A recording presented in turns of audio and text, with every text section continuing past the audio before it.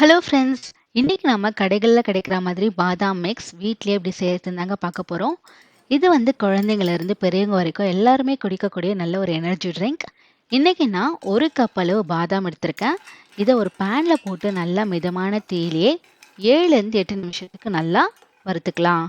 பாதாம் இந்த அளவுக்கு கொஞ்சம் நல்லா வறுபட்ட பிறகு இதில் 10 முந்திரி, 10 பிஸ்தா, அப்புறம் நல்ல வாசனைக்காக 8 ஏலக்காய் சேர்த்து இதை இன்னும் ஒரு 2 நிமிஷத்துக்கு மிதமான தீயிலே வறுத்துக்கலாம்.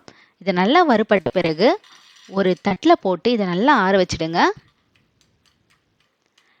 ரொம்ப நேரம் இதை வறுத்தோன்னா அது வந்து டேஸ்ட் கொஞ்சம் மாற ஆரம்பிச்சிடும். இப்போ ஒரு மிக்ஸி ஜாரில் 1 கப் அளவு சர்க்கரை எடுத்துக்கலாம். உங்கள் டேஸ்ட்டுக்கு ஏற்ற மாதிரி சர்க்கரை வந்து நீங்கள் இன்னும் அதிகமாக கூட எடுத்துக்கலாம். இது கூட நம்ம வறுத்து ஆற வச்சு எடுத்துருக்க ஏலக்காயும் அப்புறம் ஒரு சிட்டிகை குங்குமப்பூவும் சேர்த்து நல்லா பவுடராக அரைச்சி எடுத்துக்கலாம். இப்போ இதில் நம்ம நல்லா ஆற வச்சு எடுத்துருக்க பாதாம், முந்திரி, பிஸ்தா எல்லாத்தையும் சேர்த்துக்கோங்க.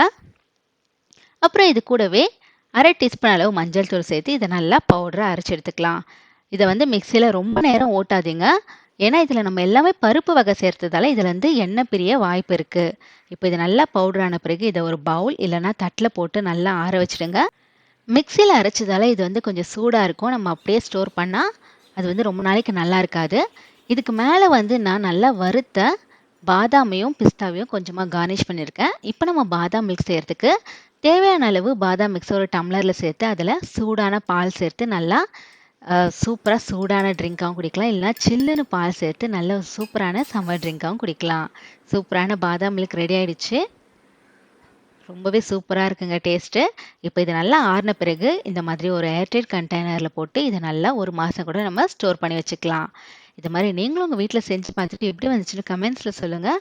உங்களுக்கு இந்த வீடியோ பிடிச்சா லைக் பண்ணுங்கள், கமெண்ட் பண்ணுங்கள், உங்கள் ஃப்ரெண்ட்ஸ்க்கு எல்லாமே ஷேர் பண்ணுங்கள். மறக்காமல் நம்ம சேனலை சப்ஸ்கிரைப் பண்ணிக்கோங்க. நன்றி.